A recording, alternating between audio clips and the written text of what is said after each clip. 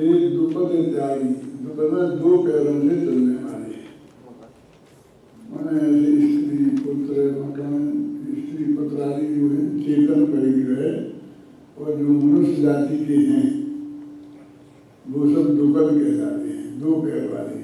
और जो पशु जाति के हैं वे चतुष्पद हैं, वे चार पैर वाले हैं। अब मुर्गी कोई का ऐसी भी हो जाएगी कि वो भी दुपद में हो जाएगी, लेकिन फिर भी यहाँ दुपद से मतलब मनुष्य है, पत्नी पति और माँ बाप भाई बहन ये सब। क्या दास दासी होते हैं, वो भी तो दास नौकर चाकर। हाँ, ये नौकर चाकर ये भी है। ये सब जो अंतरंग के परिग्रह है ना, इनको त्याग करने वाले, तो ये दुपद त्यागी, दो पैर वालों का त्याग करने वाले। हे मल्ली जिन मन मल्ल का मर्दन किया, तुमने अपने मन रूपी मल्ल, मल्ल माने मल्ल होते थे जमाने में, उनका तुमने मर्दन किया है। हे मल्लिनाथ भगवान, तुमने अपने मन मल्ल का मर्दन किया है और तुम दुपद नामक परिग्रह के त्यागी हो। एकांत पीड़ित जगत को, ये सारी दुनिया एकांत से पीड़ित है, तुमने अनेकांत का दर्शन दिया। अनेकांत की फिलॉसफी बताई कि भाई जगत को अनेकांत रूप स्वीकार करो। अब अनेकांत की तो व्याख्या मैंने शायद पहले कभी की है। अनेकांत शब्द के दो अर्थ होते हैं, अनेक प्लस अंत।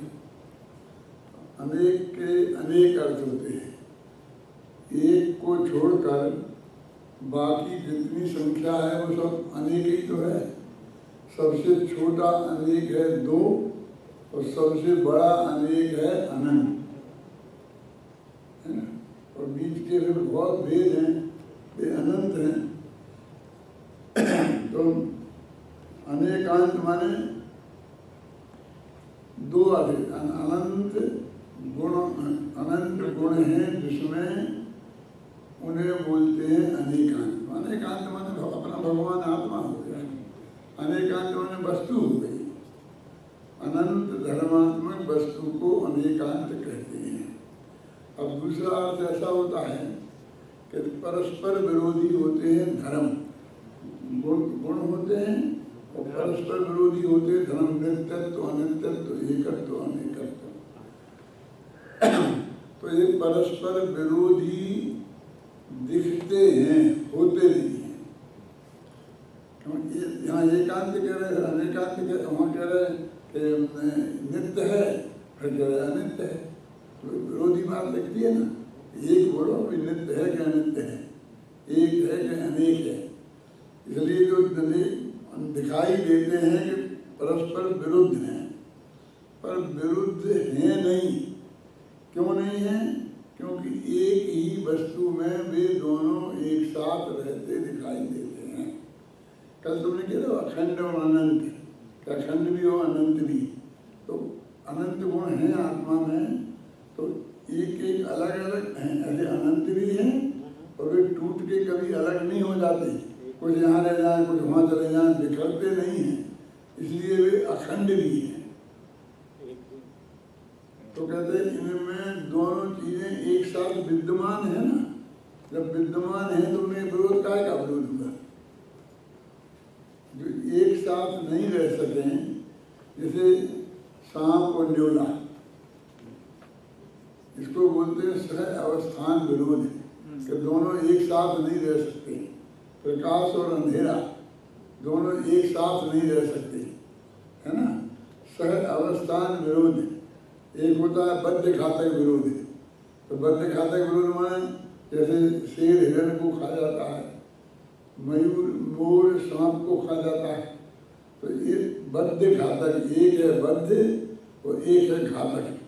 तो एक संबंध तो ऐसा होता है बद्ध घातक विरोध, और एक होता है सह अवस्थान, कि उनमें वैसा कोई विरोध नहीं है, लेकिन वे दोनों एक साथ नहीं रह सकेंगे। तो आचार्य कहते हैं कि नित्यत्व अनित्यत्व इनमें ना सह अवस्थान विरोध है, क्योंकि वे दोनों एक साथ रहते हैं, और ना बद्ध खाते का विरोध है, इन्हें एक दूसरे को मारते हैं। तब कोई विरोध नहीं है, लेकिन दिखता विरोध है, नित्य अनित्य नित्य। तो क्या कहते हैं, धर्मों में परस्पर में दिखने वाले विरोध को जो मिटा दे, मंथन, विरोध मंथनम नमामि अनेकांतम। अनेकांत को मैं नमस्कार करता हूँ। कैसा है कि विरोध को मंथन करने वाला है, माने हमारी दृष्टि में जो विरोध दिखाई देता है वो विरोध है नहीं, तो उसको वो अपनी पद्धति से मिटा देता है, इसलिए उसको बोलते हैं अनेकांत। अनेक धर्मों में जो विरोध दिखाई देता है उस विरोध को मंथन करने वाला, विरोध को स्पष्ट कर देने वाला का विरोध नहीं है, इसको भी अनेकांत कहते हैं। तो अनेकांत दो प्रकार का हो गया, एक अनंत गुण का स्वरूप अनेकांत वो वस्तु हो गई, और जो परस्पर विरोधी धर्मों के विरोध को मिटा दे उसे ये कहते हैं। तो ये अनेकांत का दर्शन आपने जगत के सामने रखा, तो ये जो विरोध दिखाई देता था हर जगह वो सब विरोध नहीं। अब देखिए महिला और पुरुष, अभी इनमें विरोध है नहीं है, तो अलग अलग सीटें क्यों आप रखते हो, एक तरफ महिला बैठे एक तरफ पुरुष बैठे हैं, ऐसा अपन करते हैं ना बंटवारा, और कहते परस्पर विरोध ऐसा मानते नहीं हैं। लेकिन जब यहाँ से जाएंगे तो दो पुरुष एक साथ नहीं जाएंगे, दो महिलाएं एक साथ नहीं जाएंगी, एक पुरुष और एक महिला, एक पुरुष और एक महिला एक गाड़ी में जाएंगे। तो यदि उनमें विरोध है तो वे एक साथ क्यों जाए?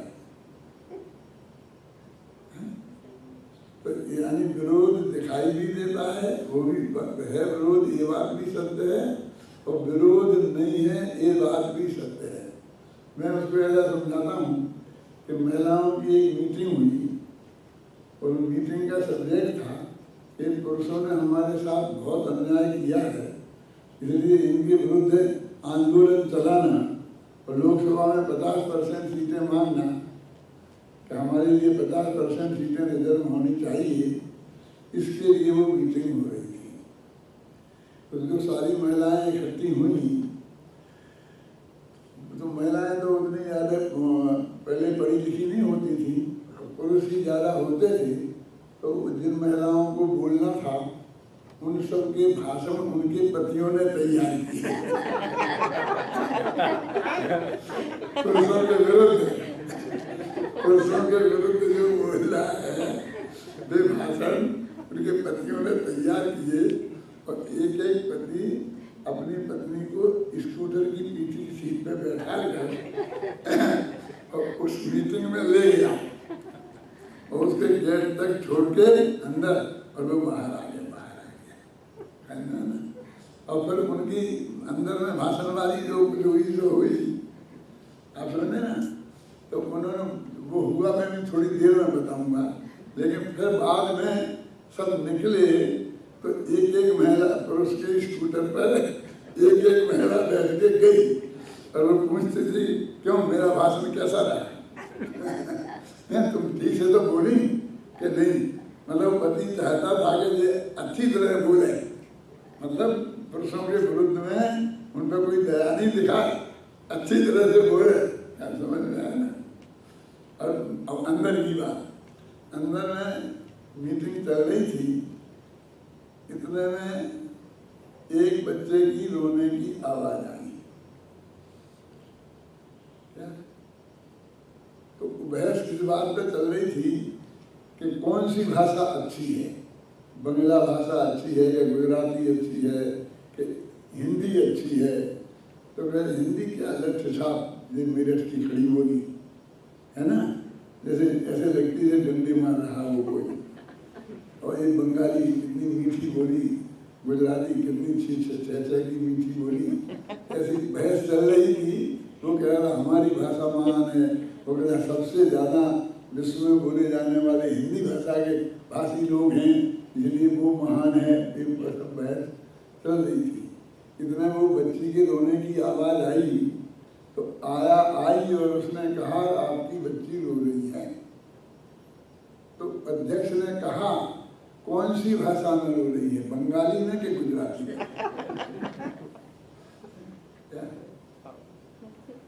तो उन्होंने कहा रोने और हंसने की कोई भाषा नहीं होती। माने जन्म से पैदा होते जो बच्चे हैं उनकी कोई भाषा नहीं होती है ना, ये कोई भाषा सीख के नहीं आते हैं। वो तो रोना ही जानते हैं कि हंसना जानते हैं, अपनी प्रसन्नता व्यक्त कर सकते हैं और क्या अपना की पीड़ा व्यक्त कर सकते हैं, दो ही होती है ना। और वो रोने और हंसने की भाषा हर भाषा भाषी माता समझ लेती है, उसको कोई दिक्कत नहीं आती। माने असली जो भाषा है उसे कोई दिक्कत नहीं आती। फिर वे बाद में सीखते हैं, तो वे हिंदी गुजराती तो बाद में होते हैं, पैदा होते ही तो कोई ना हिंदी था ना कोई गुजराती था, है ना। फिर वो इसलिए उस भाषा को मातृभाषा बोलते हैं, पितृभाषा भी नहीं बोलते, और उसकी भाषा तो कोई कहता ही नहीं है। तो सबसे पहले जो माँ बोलती है उसी की नकल पर वो बच्चा बोलना सीखता है, इसलिए उसको मातृभाषा बोलते हैं। बस इस उदाहरण से मात्र ये बात सिद्ध करने की कोशिश की जाती रही है कि ये वास्तविक विरोध नहीं है। कौन कि भाई महिलाओं को कितनी सीटें होना, इसकी जब लालू को जेल जाना पड़ा तो उसने राबड़ी देवी को बैठा दिया मुख्यमंत्री की सीट पर। मतलब समझ गए ना, मतलब उसने किसी और MP MLA तो होंगे ना उसके में बुद्धिमान से बुद्धिमान, जो उसके असिस्टेंट होंगे, काम करते होंगे, उनको किसी को नहीं बैठाया। तो वो विरोधी हुई कि अत्यंत मित्र हुई। माने हैं अत्यंत मित्र, और जगत में कई मुद्दों पर ऐसे दिखाते हैं कि जैसे विरोधी हों, है ना। वे उनके विरुद्ध महिलाएं ऐसी होती हैं, महिलाएं ऐसी होती है, कहेंगे हाँ पुरुष हमने देखे हैं कैसे होते हैं, तो वे उनकी नोक-झोंक चलती रहेगी, लेकिन दोस्ती कभी टूटती नहीं है। तो ऐसा ही अनेक अंत में धर्मों की अपेक्षा बताते हैं कि उनमें विरोध होता नहीं है लेकिन दिखता है। तो अनेकांत अपनी शैली से उस बात को स्पष्ट करके उस विरोध को दूर करता है। इसलिए अनेकांत को कहते विरोध मंथनम नमाम्य अनेकांतम, विरोध को मंथन करने वाले अनेकांत को मैं नमस्कार करता हूँ। तो यहाँ कह रहे हे मल्लिनाथ भगवान, आपने इस संसार के सामने अनेकांत का दर्शन प्रस्तुत किया, और तुमने बताया जगत को क्रमबद्ध है सर्व परिणमन, जितना भी परिणमन होना है वो एक सुनिश्चित क्रम में बंधा हुआ है। क्रमबद्ध के कई अर्थ होते हैं, जैसे एक तो यही क्रम से होता है, इकट्ठा एक साथ नहीं हो सकता। जैसे 50 लड़के खड़े हैं तो हम कहते हैं एक एक करके आओ, कहते ना। हम इंटरव्यू लेने बैठे हैं और 50 कैंडिडेट्स हैं तो हम कहते हैं एक एक से आए, एक एक क्रम से आओ। अब एक क्रम की बात तो ठीक है, एक के बाद एक आए, एक के बाद एक, लेकिन एक के बाद एक, इससे हमारा काम नहीं चलता। किसके बाद कौन ये नक्की नहीं करें तो झगड़ा हो, भीड़ में वो घुसेगा फिर वो घुसेगा, है ना। तो एक के बाद एक, अकेले इतने का नाम क्रम नहीं है। किसके बाद कौन ये भी उसमें शामिल है। तो जैसे हमने स्कूल में नक्की कर दिया कि भाई एक एक क्लास की एक एक लाइन बनाओ, तो एक नियम बन गया, इससे वो फटाफट लड़के 5-7 क्लासों में बट गए। फिर कहा कि अब आगे पीछे कैसे खड़े हों, ये नंबर कैसे दें। तो उन्होंने कहा सबसे छोटा आगे, और उससे बड़ा उससे बड़ा उससे बड़ा, ऐसे होते होते पीछे तक। क्यों कि नहीं जब छोटा पीछे खड़ा कर देंगे तो उसे दिखेगा ही नहीं, और बड़ा लंबा पीछे खड़ा होगा तो उसे सब दिखेगा। हमने दूसरा एक नियम बना दिया है इसके बाद तो नक्की हो गया ना, तो किसके बाद कौन। तो कहते हैं ये सारी जो पर्यायें होती हैं वो एक के बाद एक होती हैं, एक साथ नहीं होती हैं, एक जीव की ये बात। और दूसरी किसके बाद कौन होती हैं ये भी नक्की होता है। फिर नक्की किसने किया। तो जैन दर्शन तो कहता है कि बाई नेचर कनेक्ट है, बाई नेचर से उसी का, उस द्रव्य का उसी ने किया, उसी से है। किया का सवाल तो जब है जब पहले ना हो और बाद में करना पड़ा हो। जब अनादि से ही वो बात नक्की है तो वो तो वस्तु के स्वरूप में शामिल है ना। अनादि से पर्याय हैं, अनंत काल तक रहेंगे। 3 काल के जितने समय हैं उतनी ही प्रत्येक द्रव्य की पर्याय हैं, प्रत्येक गुण की पर्याय हैं। इसलिए कम ज्यादा का तो कोई सवाल नहीं होता है। तो अब एक एक समय में कौन कौन पर्याय होगी वो भी सुनिश्चित है। और वो की किसने की तो झगड़ा खड़ा होता है, इतना बहुत बड़ा काम हो जाता है ना, कितना बड़ा काम हो जाता है। और अभी नहीं तो कहते बस वो नक्की है। जिस समय जो पर्याय होनी है वो उसके स्वभाव में ही शामिल है। यदि वो है तो उस है में ये भी शामिल है कि वो जो त्रिकाली अनादि अनंत रहेगा और उसमें एक एक समय में एक पर्याय होगी। जैसे कि हमारी माला होती है तो बीच में डोरा कंटिन्यूशन में रहता है और उसके बाद एक एक मणि होता है। हर एक में कोई नियम होता है ना। जैसे कि पहले बड़े बड़े मणि थे, छोटे छोटे, फिर कोई एक कलर का है, 3 कलर के हैं तो एक कलर का एक, दूसरे कलर का, तीसरे कलर का एक कलर के 2, जो भी हमने नियम बना लेते हैं ना प्राकृत वो। लेकिन कहते हैं प्रकृति से ही बने हुए हैं। जैसे ये तो आप बना लेते हो। अब जब जंगल में पेड़ पौधे पैदा होते हैं, अब उनके नियम कैसे बनाएंगे, कब कैसे बढ़ेंगे, किस क्रम से बढ़ेंगे, कितने दिन में पूरे हो जाएंगे, कितने दिन में फल आएंगे, कितने दिन में फूल आएंगे, हैं कितने दिन में पत्ते आएंगे। तो ये सब कौन नियंत्रित करता है। तो ईश्वरवादियों के तो ईश्वर है। चाहिए कह लो वो खाली बैठा तो ये काम करता रहता था बेकार की। चाहिए कह लो इतना बिजी है कि कितना काम है, एक एक पत्ते का रंग वो भरता रहता है रोजाना। और फिर एक दफे रंग भर दो, अपने दीवार पे चित्र लगा दिया, चल गया, जिंदगी में लगा रहेगा। वो तो हर समय रंग बदलता है। वो फूल जो है वो प्रति समय रंग बदलता है, अपना आकार बदलता है। वो गुलाब की जो पंखुड़ी होती है धीरे धीरे वो खुलती है तो एक एक समय में अपना आकार बदलती है। तो उसे बदलने वाला कोई चाहिए तो कितनी बड़ी व्यवस्था हो जाती है। और एक इतने उसमें अपने आप एक सुनिश्चित नियम है कि किस तरह कली उगेगी, फिर वो किस तरह खिलेगी, किस तरह खिलती जाएगी और किस तरह पूर्ण हो जाएगी, फिर वो सूखने लगेगी, सूख के झड़ के गिर जाएगी। ये सब एक एक समय का उसमें उसके सुनिश्चित है स्वभाव में। क्योंकि इसके अलावा जो दूसरी व्यवस्था माने तो वो ईश्वरवादियों की व्यवस्था है। 2 ही व्यवस्थाएं हैं। तो एक तो ईश्वरवादियों की व्यवस्था, वो एक भगवान हो सर्वशक्ति संपन्न और वो ये सब काम करता रहे। और एक जैनियों की व्यवस्था कि भाई नेचर में ही ये है, वो अपने आप ही होता है, किसी को कुछ करने की जरूरत नहीं है। जंगल में एक एक पेड़ पौधा उगता है, उसकी उम्र सुनिश्चित होती है कि 100 दिन रहेगा, कि 100 साल रहेगा, कि 1000 साल रहेगा। एक छोटा सा बीज है बट का और 1000 साल तक खड़ा रहता है उसका पेड़। गेहूं का दाना बट के बीज से तो बड़ा होता है ना,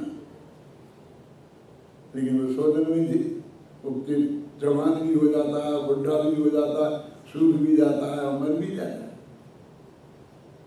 सबका नक्की है ना, गेहूं का नक्की है, चने का नक्की है, सब चीज का सब व्यवस्था किसी को करने नहीं पड़ती, बाई नेचर कंडक्ट। तो ये जाने किसने, सर्वज्ञ ने जाने। अपने यहाँ करने वाला ईश्वर नहीं है। जानने वाला ईश्वर है, वो जानता सब है। वो एक एक समय में कहाँ कहाँ कैसा क्या परिवर्तन हो रहा है वो सब जानता है और करता कुछ नहीं है। हमको करने का शौक है, जानने का उतना नहीं है। हम तो कहते जानने का मजा तो तब है जब कुछ कर सके हम, और जब कर ही नहीं सके हम, हमारे हाथ में कुछ करना है ही नहीं, तो हम जान के भी क्या करेंगे। हमारा ऐसा निर्णय होता है। क्यों साहब? ये कहें कि देखो हम आपको सुना रहे हैं, हमारा शिविर है न्यू जर्सी में, उसका कार्यक्रम ऐसा ऐसा है, हम आपको बता रहे हैं।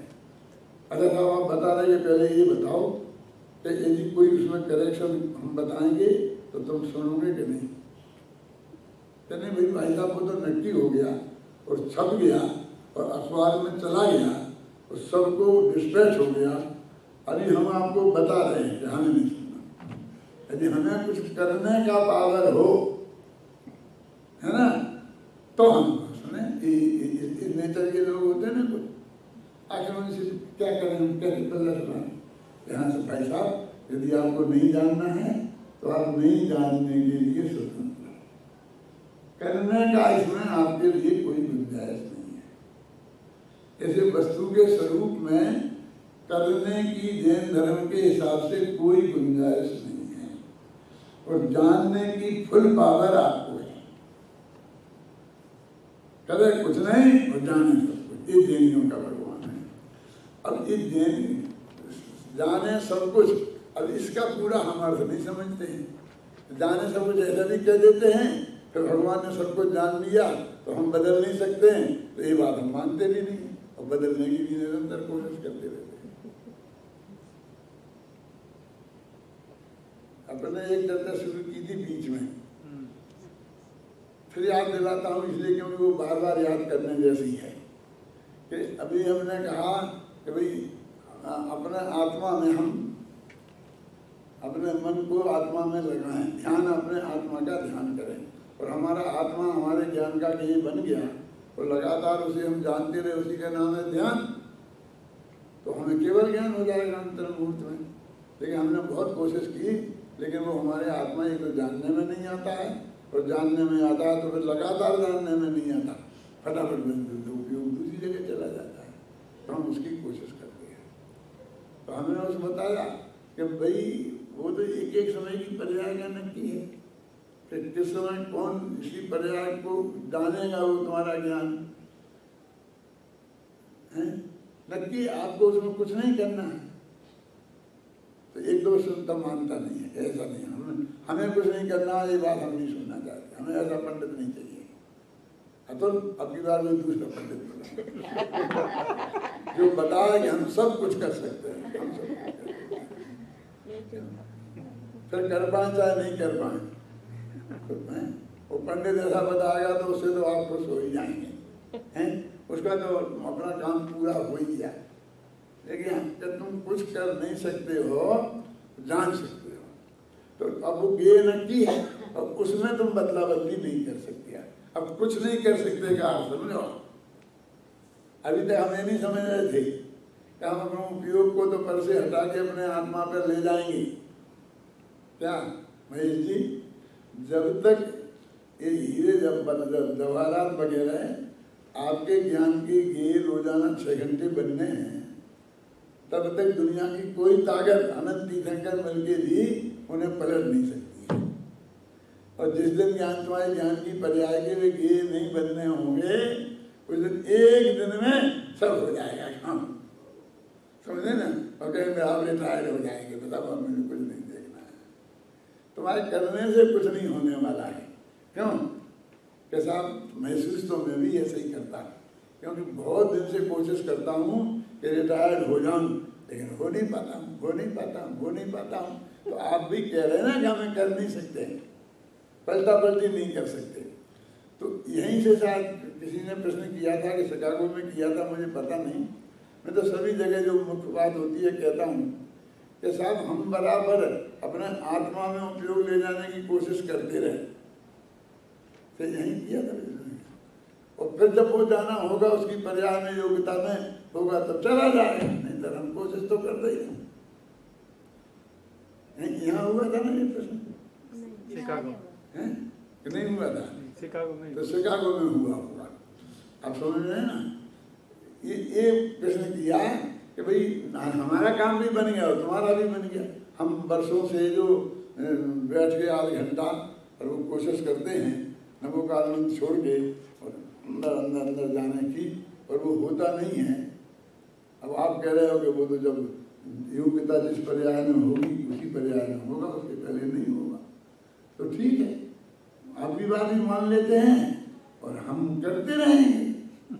तो जो होना होगा हो जाएगा, नहीं होना होगा नहीं हो जाएगा। तो इसमें क्या दिक्कत है? तुम्हारा भी काम और हमारा भी काम। क्योंकि हमारा रोजीना जो 1 घंटे का सुबह शाम का प्रोग्राम था ना, वो नहीं बिगड़ा। माने हम वही करते रहेंगे तो हमारा समझाने का फिर क्या फायदा होगा? आपके दिमाग को लाभ मिलना चाहिए था ना, उस समझ से कुछ। लेकिन आप तो वही करते रहना चाहते हैं जो आज तक करते रहे हैं, तो क्या फायदा हुआ बोलिए? तब एक नुकसान है। दूसरा नुकसान क्यों कि आपने हमारी बात मानी ही नहीं। यदि वो मानी होती तो हम करते। हम साथ में ये कह रहे ना कि जो तुम्हारे ज्ञान का ध्येय जब वो बनना होगा आत्मा तभी बनेगा।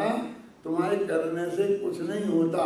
उसका सीधा सच्चा अर्थ ये है कि तुम करते तो बुद्धि छोड़ो, मैं करता हूँ ये छोड़ो, करने का विकल्प तोड़ो। तुमने दोनों ही नहीं छोड़ी तो क्या हुआ बोलिए? और फिर तुमने क्रिया भी नहीं छोड़ी। मैंने श्रद्धा में भी नहीं माना, ज्ञान में भी नहीं माना और क्रिया में भी नहीं माना कि हम करते रहेंगे। तो ऐसे करते करते वो समय कभी नहीं आएगा अनंत काल तक। अब को होता है ऐसा कि वो करता रहे और वो पर्याय होनी नहीं है उसके। अब के मोक्ष पर्याय होनी ही नहीं है। हो गया तो हम तो करते रहेंगे, करते रहते। नमक जी देखते चला गया ना, जो भी मोक्ष के नाम पर करता रहा और 9वें की दिव्य तक गया। आपने सुना कि नहीं सुना?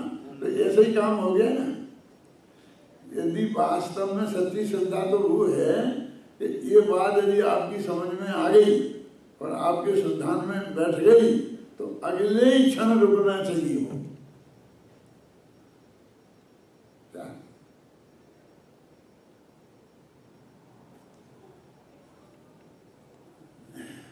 बहुत से लोग रोजाना से सामान्य का काम करते हैं और अपने शास्त्रों में लिखी कोई गलत नहीं करते हैं कि सुबह दोपहर शाम सामान्य करना चाहिए। मुनिराज 6-6 घड़ी 3 टाइम करते हैं। फिर उत्कृष्ट श्रावक 4-4 घड़ी 3 टाइम करते हैं और जघन्य श्रावक 2-2 घड़ी करते हैं। अपन तो कोई नहीं है तीनों में।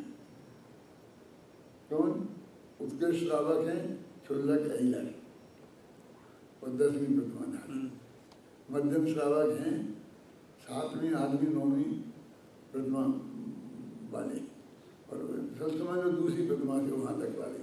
और जघन्य श्रावक है सम्यक दृष्टि अनुवृत्ति सम्यक दृष्टि। अब तुम कोई नहीं होना इनमें, ये उनके तो आपने पढ़ा है ना, अनुवृत्ति पढ़ेगा नहीं तो शिक्षा में सामायिक आती क्या नहीं आती? उसके पहले कहाँ आती है सामायिक? नहीं आती ना। तो हम तो उसी स्टेज में ना हमारे अनुवृत्ति है ना वृत्ति। सम्यक दृष्टि के भी नहीं है, वृत्ति से शुरू होता है। माने शास्त्र की मर्यादा में हम कर रहे सब। क्या ध्यान बुरी कहाँ चीज है? कुछ उनका नुकसान क्या हो गया कि ब्लड प्रेशर ठीक हो गया हमारा तो वही ठीक है। अब तुम्हें तो जो मिल जाए वही ठीक है। यानी मोक्ष के लिए काम कर रहे थे और मोक्ष नहीं मिला तो पहला स्वर्ग मिल गया वही अच्छा है। भूत प्रेत अंतर हो गए तो वही अच्छा है। कम से कम नरक में तो नहीं गए, और नरक में पहले में गए तो कम से कम दूसरे में तो नहीं गए। क्यों? तुम तो इतने संतोषी आदमी हो।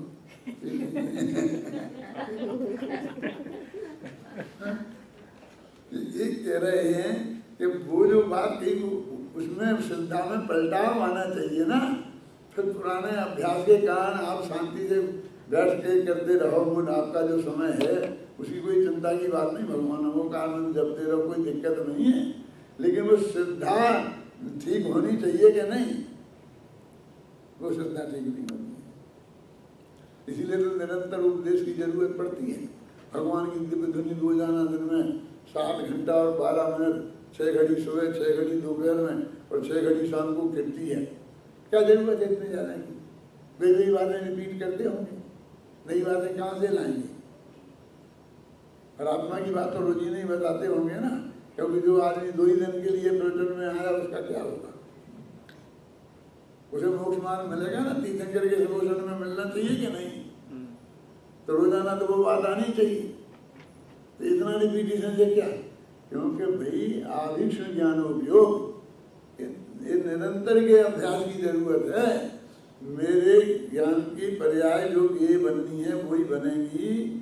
इसके तेरे विकल्प ज्ञान में भी आभीक्षण ज्ञानोपयोग होना चाहिए, तब जाकर के तेरी वो श्रद्धा में बैठेगी।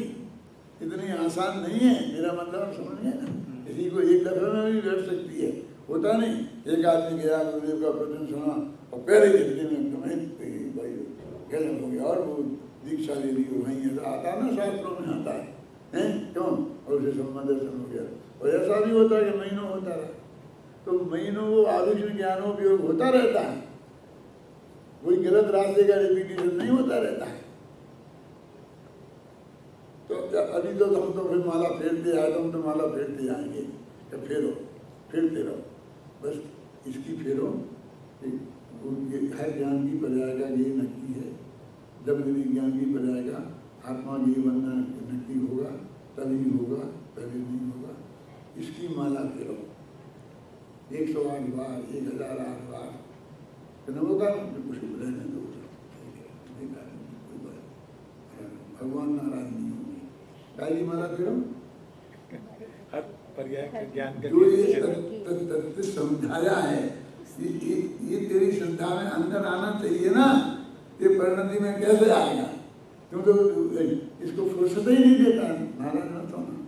हम क्या करते हैं, तो हम पहले आधा घंटा सामायिक कर देंगे, तो उसमें नमोकार मंत्र का पाठ किया, फिर महावीराष्टक के स्तोत्र पढ़ देते थे, तो एक सकल में एक ही स्तुति पढ़ दी, है ना, वो हमारा आधा घंटा पूरा हो गया। अब हम जरा ज़्यादा धर्मात्मा बने, तो हमने 1 घंटा मंदिर के लिए बचा लिया, तो बढ़ा दिया। माला नमोकार की मालाएं 2 कर दी, एक स्तुति बढ़ा दी, कोई लंबा स्तोत्र पकड़ लिया भक्तांबर जैसा। यानी हमने बढ़ा करके 6 घड़ी भी कर दिया, तो पूरा कोर्स बना दिया। और हमने बस आए और उस पर शुरू किया और बस अंत किया। अब आपके आत्मा को फुर्सत तो मिली ही नहीं ना। क्या कह रहा हूं मैं? जब आत्मा का ध्यान तुम करते, आत्मा के बारे में कुछ सोचते, कुछ धर्म करते, तो तुमने तो कोर्स दे दिया उसको। इसलिए मैं कहते हैं बंद करो भैया, ये पाठ बंद करें, नमोकार मंत्र बोलना बंद करें। अब क्या करें? अभी तुम्हें समझना हो तो समझो, नहीं समझाओ तो दूसरा तो कोई ऐसा कहेगा, क्योंकि कोई झंझट में क्यों पड़े? क्या करोगे, कहाँ से लाओगे समय? करो। मैं आपसे कहता हूँ कि 10 गाथाएं कल याद करके लाना, तो कहाँ से समय निकालोगे? वो जो तुम रोजीना माला फेरते होगे वो बंद करनी पड़ेगी ना। समझ में आया ना? क्या करना पड़ेगा? बाहुबली खड़े रहे ध्यान में, परमावश्यक के सामने आवश्यक कुछ नहीं होता है। मैं लिखने बैठ गया, मान लो 12 भावना, अब मैं 12 भावना लिखने में लिखते ही रहा 6 घंटे तक। तो उस टाइम पर मुझे सामायिक करनी थी, तो सामायिक भी भूल गया, भोजन भी भूल गया, नमोकार मंत्र का पाठ करना था, तो पूजा करनी थी वो भी भूल गया। तो सब आवश्यक मैंने कर दिया नहीं। कितनी गलतियां होगी, तो कितना पश्चाताप मुझे करना चाहिए। तो शास्त्र कहते हैं परमावश्यक के सामने आवश्यक छूट जाए तो चिंता नहीं करना। वो जो मैं कर रहा था वो परमावश्यक काम कर रहा था जिंदगी भर का। वो 12 भावना में सारी जिंदगी पढ़ूंगा और उसका आनंद लूंगा, वो लिख रहा था। और यदि ऐसा नहीं हो तो कोई लिख सकता है कि शास्त्र ऐसे लिखे जाते हैं, खासकर पद्य ऐसे लिखे जाते हैं कि टाइम टेबल से बैठ के, क्यों, कितने बजे पीरियड शुरू होता है, कितने बजे पीरियड खत्म होता है, यदि क्लास लगती होगी। ये लिखने का काम ऐसे नहीं होता है, रात के मैं 12 बजे तक काम करूँगा, 12 बजे के पहले बंद कर दूंगा, ऐसे नहीं होता है। मैं जब लिखने बैठते हैं तो 3 बज जाते हैं, पता नहीं पड़ता है, और दूसरे दिन 10 बजे ही सो जाते हैं। नहीं शुरू हुआ तो नहीं हुआ, हो गया तो होता ही रहता है। ये मतलब काम ऐसे नौकरी के हिसाब से नहीं होता है कि 10 बजे से ड्यूटी शुरू हुई तो मैंने कविता लिखना शुरू किया, तो 5 बजे छुट्टी हो गई, तो ऐसा नहीं होता है। इसके बजे फजे नहीं होते हैं, इसका कोई टाइम टेबल नहीं होता है। सारे आवश्यक काम, भोजन करना, ये सब भूल जाते हैं। तो ऐसे जो पागल होते हैं तब भी कुछ लोग लिख पाते हैं। एक लड़का था, बनारस पढ़ने गया था, पढ़ के आया, बहुत बड़ा विद्वान बन के आया, तो उसकी बहुत प्रशंसा होती थी। तो उसकी जो माँ थी कि वह मेरा बेटा बहुत बड़ा विद्वान बन गया है, तो बेटा समझती तो कुछ थी नहीं ज़्यादा, लेकिन वो बड़ा विद्वान बन गया, लोग सम्मान करते थे, आदर होता था, तो वो देखती थी। तो वो रात भर लिखता और सुबह उठता तो उसे पढ़ता शांति से और फाड़ के फेंक देना, ऐसा रोज ना करता। तो उसकी माँ को बहुत चिंता हुई कि रात भर लिखता है, इतनी मेहनत करता है, सुबह फाड़ के फेंक देता है, क्या करूं? तो वैद्य जी के पास, वैद्य जी मेरे बेटे को फाड़ू नाम की बीमारी हो गई।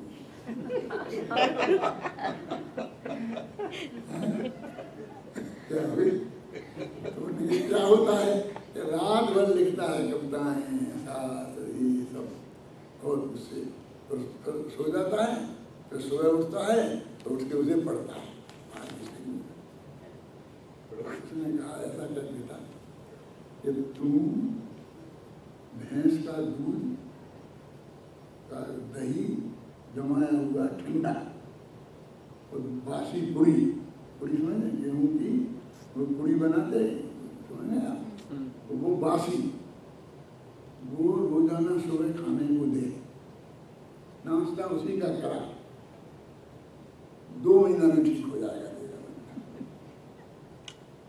तो भैंस का दूध और वो बासी पूरी वो वैसे ही मतलब जाड़ा बनाती है, बुद्धि को भी जाड़ा करती है, स्थूल बुद्धि भी स्थूल हो जाती है, शरीर भी मोटा हो जाता है, आलस आने लगता है, आलस आने लगता है ना। तो लिखे कविता वो सुबह पढ़े, ठीक है।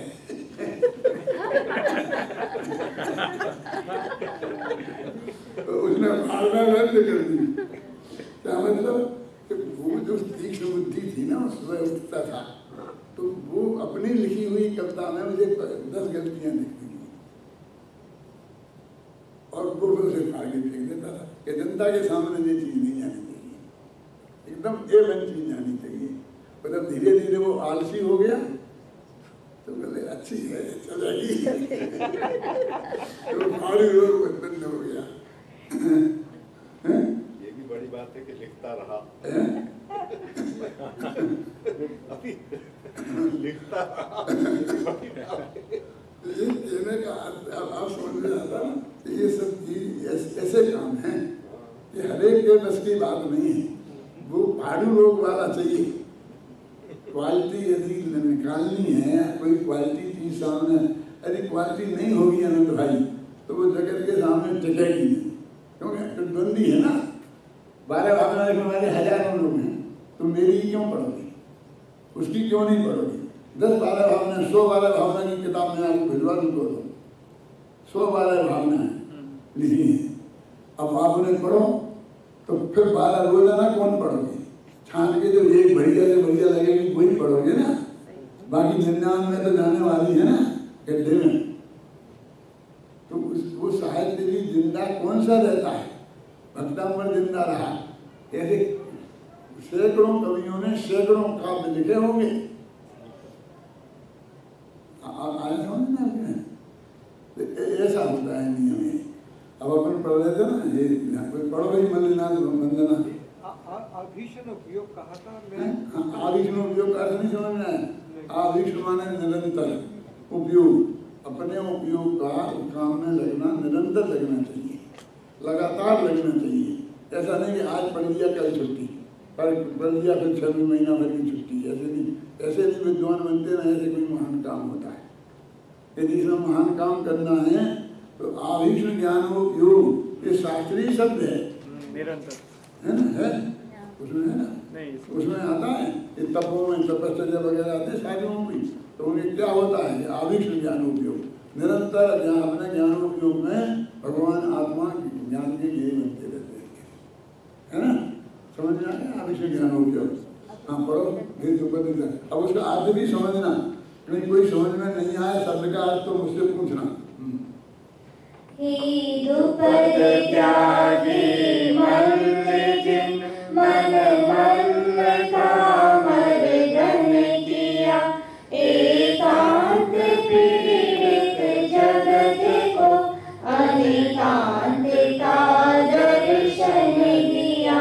तुमने बताया जगत को क्रमबद्ध है सब परिणमन, हे सर्वदर्शी सर्वज्ञानी, नमन हो शत शत नमन। अपन में क्रमबद्ध है प्रणमन, इस पे अटक गए थे कि क्रमबद्ध प्रणमन हम सब ने स्वीकार कर लिया। हम तो सब मानते हैं क्रमबद्ध बड़े आते थे ना, लेकिन फिर भी हमारी परिणति में कोई फर्क नहीं आता। क्यों नहीं आता? क्योंकि हमने कहाँ माना कि हम तो अभी भी बदलने के चक्कर में हैं। हमारी मोक्ष की पर्याय जल्दी आ जाए, हमें ये जल्दी हो जाए। मैंने उस क्रमबद्ध पर्याय में एक बात के लिखा है कि उतावलियों की समझ में क्रमबद्ध पर्याय नहीं है। उतावलियों को कैसे समझाया है कि सड़क के चौराहे पर लाल बत्ती लगी है और एक पुलिस वाला खड़ा है। काय के लिए खड़ा है? लाल बत्ती काय के लिए लगी है कि आप यहाँ आए और लाल बत्ती देखकर आगे न चले जाए, नहीं तक बगल से गाड़ी जा रही फिर टकरा सकते हो। तो आपकी जान बचाने के लिए है ना, और फिर भी आप नहीं रुकते हैं। आपकी जान बचाने के लिए लाल बत्ती, तो फिर पुलिस वाले को खड़ा किया। क्यों पुलिस वाले को खड़ा किया? काय के लिए? आपकी जान बचाने के लिए। गवर्नमेंट के खिलाफ का क्या फायदा है उससे? आपकी जान बचे इसके लिए गवर्नमेंट उसे इतनी तनख्वाह देती है, और वो बेचारा वहाँ खड़ा खड़ा आपको रोकता है, बताता है रास्ता, फिर भी आप नहीं निकलते। उसकी जगह बचा के निकल जाते हैं या उसको घूस दे के निकलना चाहते हैं। क्यों? फिर अभी इसे उतावलापन है ना। अभी इधर आगे अपन खड़े हैं, यहाँ से सामने रोड खाली पड़ी क्योंकि इधर वाली कोई गाड़ी नहीं आ रही। अब अपन 1 सेकंड में खुलने वाली है वो। अब जो खुलने वाली होती है, अब हिंदुस्तान में तो उसके पहले ही सब गाड़ियाँ शुरू कर देते हैं, लेकिन जान लेते हैं कि अब खुलने वाली है। और जब वो खुलती है तब तक तो वो निकल जाते हैं, पता ना। तो कितने से कम समय के बचाने के लिए, और वो समय वहाँ में कोई बहुत जरूरी काम नहीं है, कुछ काम नहीं है। जाके गप्पे लगाना है, खेलना है, बैठना है।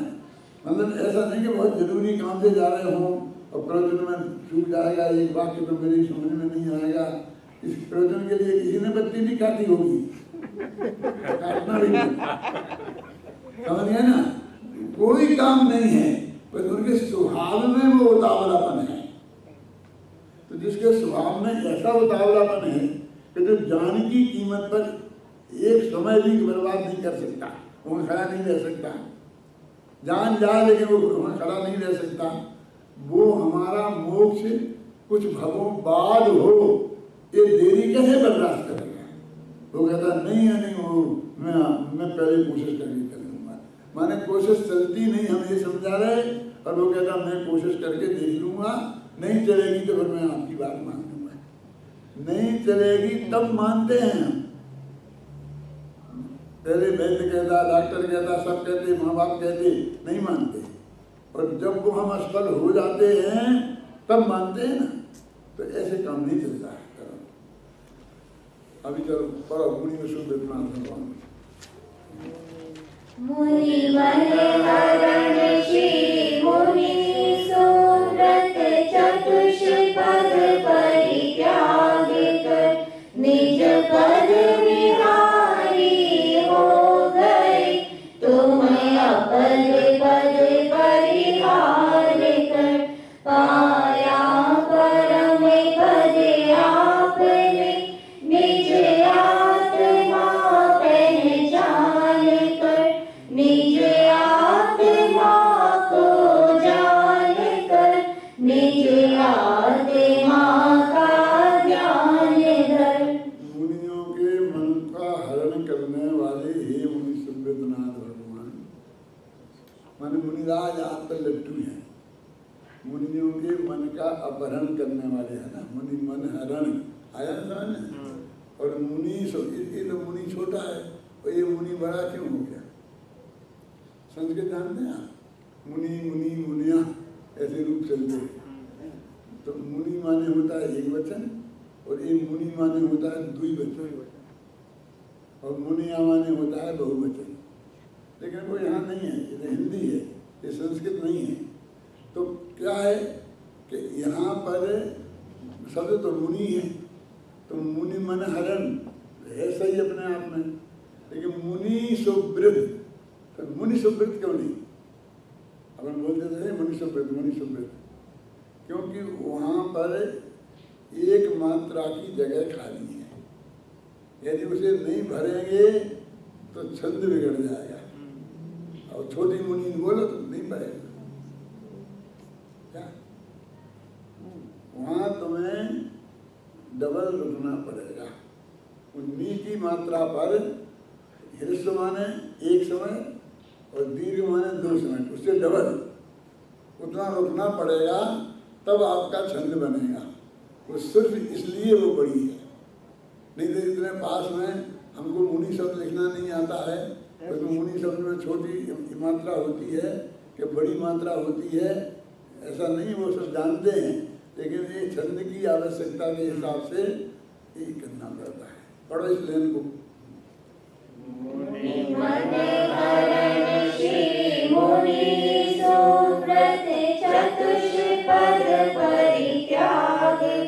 मुनि बड़ी बोलनी पड़ी ना, छोटी बोलोगे तो नहीं आएगा, समझ लेना। अब वो क्या करता है, वो छापने वाला ये छोटी छाप देता है, क्योंकि उसे याद है वो कंपोजिटर है कि मुनि शब्द में तो छोटी होती है। ये पूरा दादा ने गलत लिख दिए, वो दादा को ही करेक्शन कर देता है। और फिर वो पढ़ने वाले परेशान होते हैं, तो उनको कहना पड़ता है भैया ये भली छोटी है, तुम बड़ी पढ़ना, उसे बताना पड़ता है। समझ में आया ना? फिर उसे बताना पड़ता है, तो छंद को गाने वाला सही गा देता है, फिर आप सुनते हो तो कहते लिखा तो मुनि है, ये बड़ी मात्रा है, तो फिर उसे भी वकूफ कहते हो। इतनी बातें सब मुझे बताता क्यों हूँ? इसलिए बताता हूँ कि आप उसकी प्रकृति भी समझ लें, ये बनाने वक्त क्या क्या दिक्कतें होती हैं और उनको कैसे हल करना पड़ता है। एक गुरुजी के पास उनके शिष्य आए, एक गुरुजी कविता लिखना हमें सिखा दो। यानी उसमें क्या है, कविता लिखना चुटकियों का काम है, अभी सिखाता हूँ बैठ बैठ।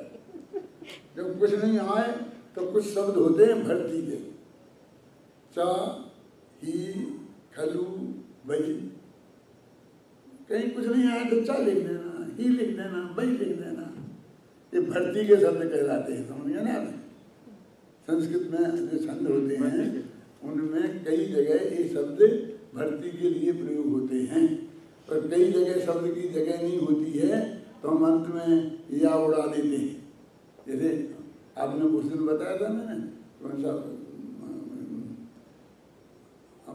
अपरिवर्तनी, तो नी का नी कर देंगे, अपरिवर्तनी कर देंगे, या उड़ा देंगे। आप समझ रहे हैं ना? तो इसे लोग होना कहते हैं। तो ये ऐसे नियम इसके होते हैं। तो अभी मैं क्या बता रहा था आपको, तो उसने कहा कि ये शब्द जोड़ देना। अब वो बेचारा बैठा कविता लिखने, तो उसे तो कुछ भी नहीं है। वो तो काय के लिए थे कि पूरी कविता बन जाए तो एक आध जगह की एक अक्षर कम पड़ रहा हो, उसकी वजह से छंद गड़बड़ हो रहा हो, तो इन शब्दों को लगा देना। भाई माने निश्चय से, मैं सच्ची बात है, माने और इसका कोई मतलब तो होता नहीं है, तो ये शब्द लगा देना। कहाँ? वो भर्ती की जगह।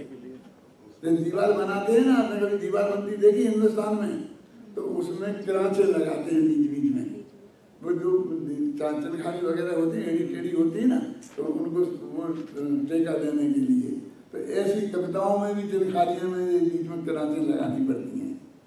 तो वो बैठा, तो उसने बनाया, चा लिख दिया, फिर बहुत माथा मारा, कुछ नहीं आया तो ही लिख दिया, फिर कुछ नहीं आया तो खलू लिख दिया, फिर नहीं आया तो बई लिख दिया, फिर नहीं आया तो चा लिख दिया, फिर ही लिख दी।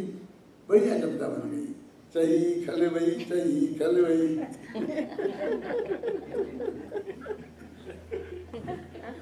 तो पद्धति ऐसे नहीं, मतलब कहाँ मात्रा घटा देना, कहाँ मात्रा बढ़ा देना, कहाँ तत्सम शब्द प्रयोग, तद्भव तद्भव सम शब्दों के प्रयोग के नाम सुने होंगे। इस तरह के प्रयोग होते हैं कि तत्सम उसके समान है, वैसा नहीं है। तद्भव ये उससे पैदा हुआ है, वो का वो नहीं है। तो ऐसे शब्दों का प्रयोग होता है। तो जो मैंने इसलिए बताया, मुनि माना हरण श्री मुनि सो फिर।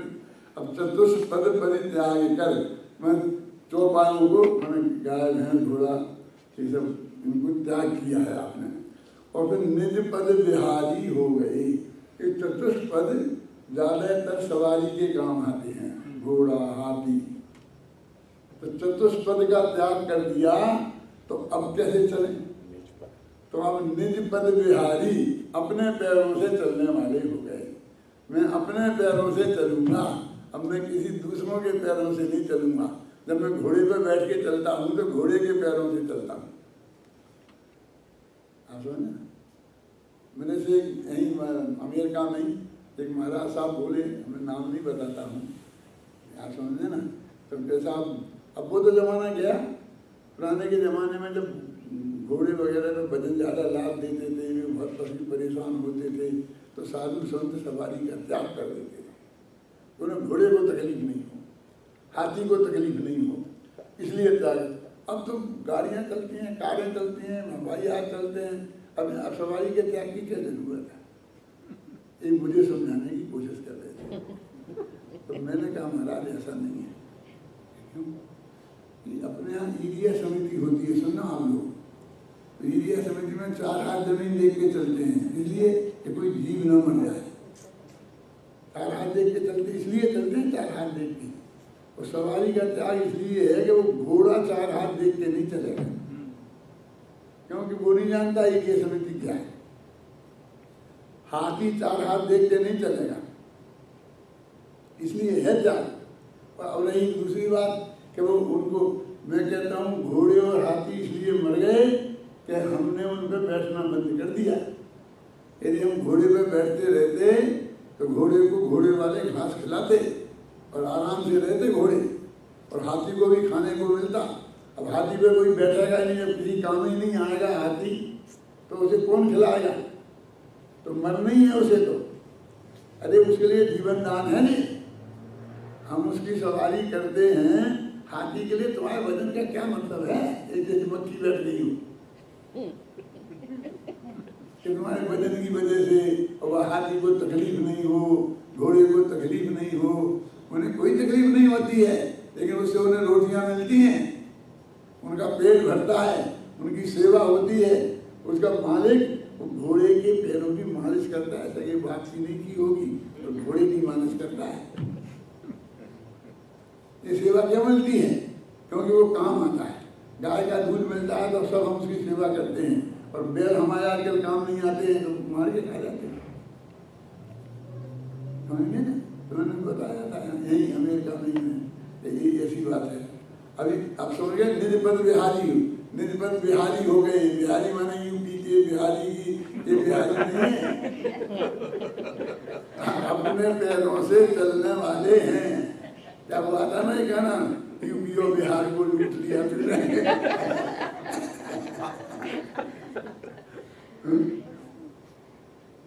निज पद बिहारी हो गए है ना, सततुष्पद परित्याग कर हाथी घोड़े छोड़कर अपने पैरों से चलने वाले बन गए हैं मुनि राजा। आप समझ गए ना, निज पद बिहारी हो गए तुम अपद पद परिहार कर।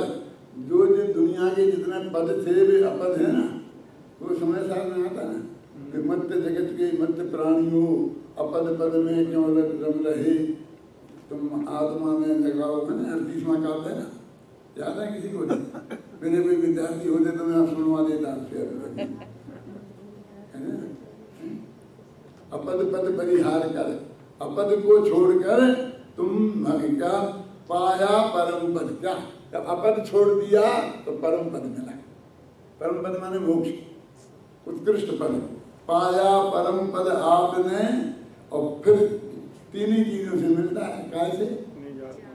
ब्रह्म दर्शन, सम्यक ज्ञान, सम्यक चारित्र। निज आत्मा को पहचान कर सम्यक दर्शन, निज आत्मा को जानकर सम्यक ज्ञान, निज आत्मा का ध्यान करना में सम्यक चारित्र। आ गया ना? निज आत्मा को पहचान कर, निज आत्मा को जानकर, निज आत्मा का ध्यान कर। पूरा मुक्ति का मार्ग, पंक्ति पंक्ति में पूरा मुक्ति का मार्ग है।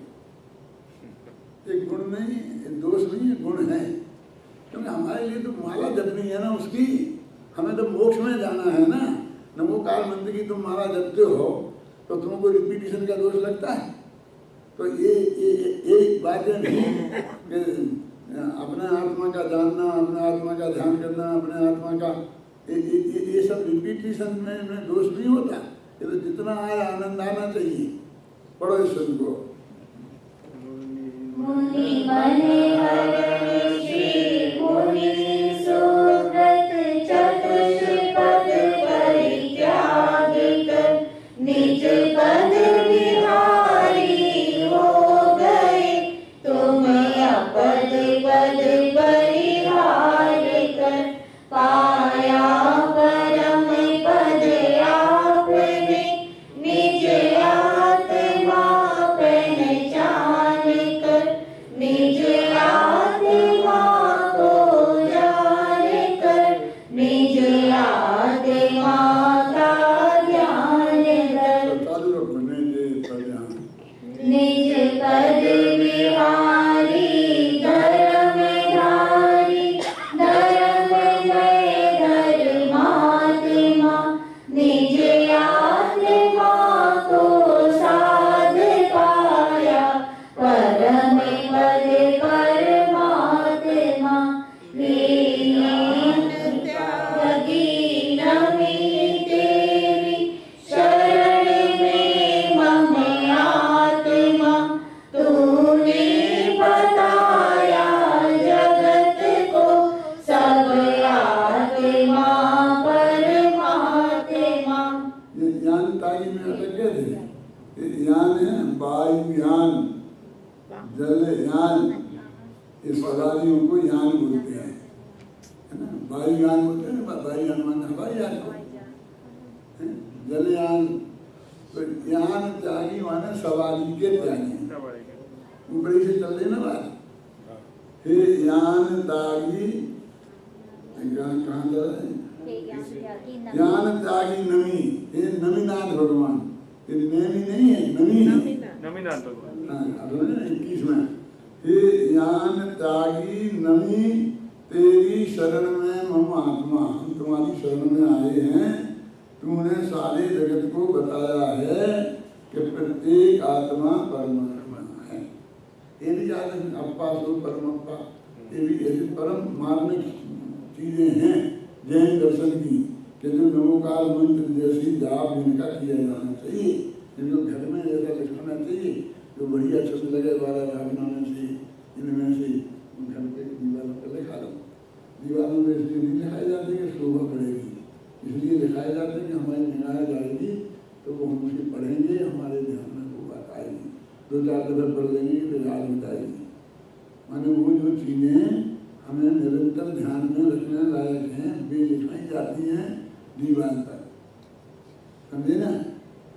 अपने बेडरूम की दीवार पे क्या लिखाना, शाम को सोते वक्त जाएं जब हम पलंग पे तो हमें क्या चीज़ याद हमें लेना चाहिए, वो चीज़ वहाँ लिखाओ। जब हम भोजन करने जाएं तो भोजन करते हमें क्या चीज़ याद आना चाहिए, तो वो लिखाओ। उदगल को रस न्यारो और आत्म को रस न्यारो। ये आत्म, उदगल का रस अलग है और आत्मा का रस अलग है, ये हमारे ख्याल में आना चाहिए। तो मेरे मतलब ऐसी चीज़ें लिखाने का प्रयोजन ये होता है, कहता है कि कोई आएगा तो वो पढ़ेगा, कोई के लिए नहीं, कोई भी आएगा वो भी पढ़ लेगा। अरे 24 घंटा और 12 महीना तो हमें रहना है ना।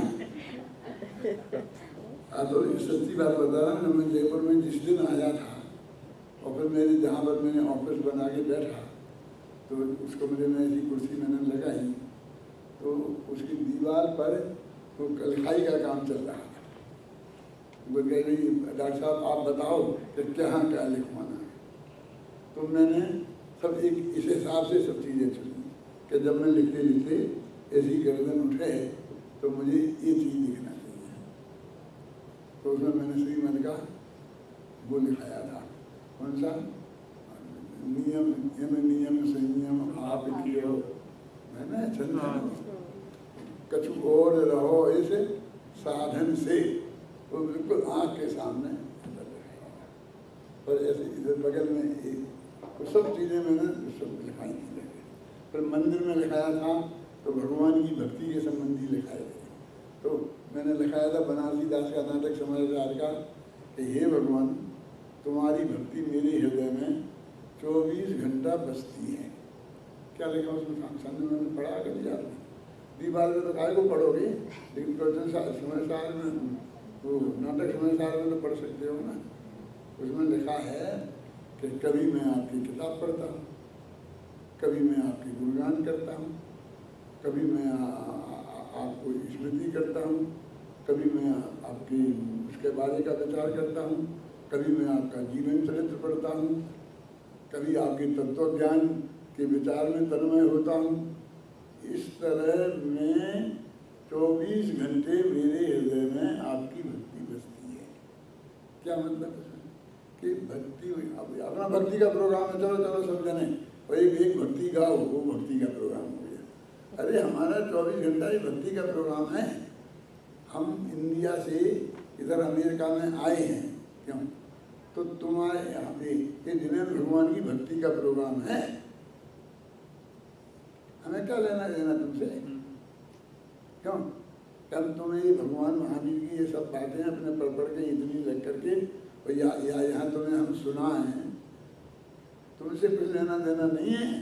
वो भगवान महावीर के प्रति जो हमारी अपार भक्ति है और उनके उन सिद्धांतों को जन जन तक पहुँचना चाहिए, जो हमारे हृदय में भावना है, ये उसका परिणाम है। अभी समझ में आई ना मैं क्या कह रहा हूँ।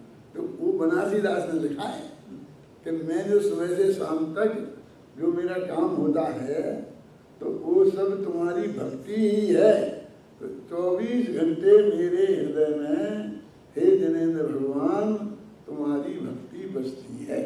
और किन किन रूपों में बसती है वो मैंने भगवान के मंदिर में जाकर जो वहाँ लिख पाई थी। अब नहीं मिलेगी क्योंकि बदल गया है, सब इन्होंने नया तोड़ ताड़ के नया बन दिया है। और मैंने कहा था भैया ये सारे जो मैंने लिखा है मेहनत करके ये छांट के एक कागज पे लिख लेना, फिर बाद में यहाँ जैसे जैसे मौके लगे हैं तो लिखा देना। लेकिन कौन क्या करता है, कहाँ है, कौन चल जाए तो उसका नामदारी है। मैं तो आपको बता रहा हूँ, आप करना। एक में जो भी ने किया कि जो चीज अपन को ऐसी लगती कि रोजाना याद करने लायक है वो लिखाना। ये नहीं देखना कि कांची स्वामी की है, कि महावीर स्वामी की है, कि समंतभद्र की है, कि अमृतचंद्र की है, कि हुकुमचंद की है, किसकी है, हमें उससे मतलब नहीं है। हमें तो वो बात जो है वो मेरी है, मेरे हित के लिए है, जो अच्छी लगे मुझे ना, बस खत्म। बिल्कुल गीत राग भाव से यदि आपने इस हिसाब से चुनी कि अपने पंडित जी की लिखना है तो क्या काम देगा, फिर तो वो राग का फल हो गया ना। अब ये कहते कि सब पूजन करना है कौन सी करनी है?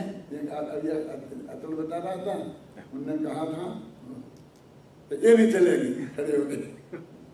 तो प्रथम देव को अरे मैं क्या कहेंगे ना, मेरा मतलब दे पंडित भगवंत जी की पूजा करना है कि अवल जी की करना है? पंडित भगवंत जी क्यों करते हो, देव साथ गुरु की उनकी हुई किसी की। देखो बहुत ज़्यादा समय हो गया, 10-15 मिनट ज़्यादा हो गए, और अभी छंद तो 3 रखे हैं, वो तो कल ही होगा भाई साहब। अब उसका जो होगा जब उसका देखेंगे।